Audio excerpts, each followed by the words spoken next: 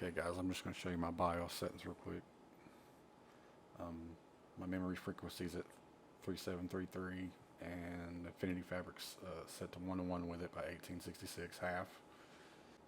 My timings for my RAM is 14, 14, 14, 28 and 260. You can set this to level 3 if you want. I just leave it at auto now. I'm not sure if it really helps or not. I haven't noticed the difference, to be honest with you. Only voltage I've changed is for my RAM. My limits are 142, 95, 140. I'll explain how I got these later. It's a very easy process. I mean, here's my curves. 30, 25, 30, 30, 30, 25, 30, 29, and the rest is 30. And that about wraps it up in here, I do believe.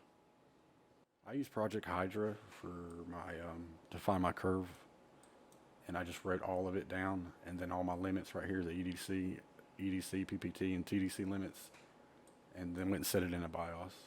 This program gets a bad rap, but he does good work, and it's come a long way. It did a really good job, in my opinion. As you can see, my benchmarks anyway. That's what I use. So yeah, make sure if you're going to do this, make sure you flash the low hash rate BIOS onto the low hash rate card. Don't flash a regular 3070 to a low hash rate 3070, because I don't know what'll happen. It probably won't go good though. So yeah, just make sure of that. So now my limit goes up to 111. It used to stop at like, I think it was 109 or 110, I can't remember, but 111 now.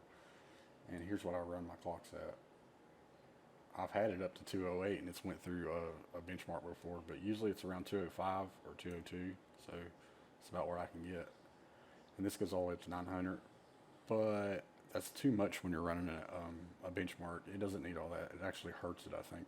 I do about around 700 to 750 to 650, for anywhere from 650 to 750. So maybe it's right around 700. And then my fan speed, I'll crank it up to sometimes 100, because if it's starting to overheat and crash a lot, definitely do 100. But if you can get away with it, do about like 92 is about where I put it. That way it gets enough cooling and it doesn't pull so much wattage that it's affecting your overclock and your final score of the benchmark. So that's my overclock on my 3070 low hash rate right there. Also got liquid metal on everything. I don't advise it. It's more of a hassle than anything. But if you want that extra 10 degrees off, and so you can boost longer and higher, I do it. But just be careful.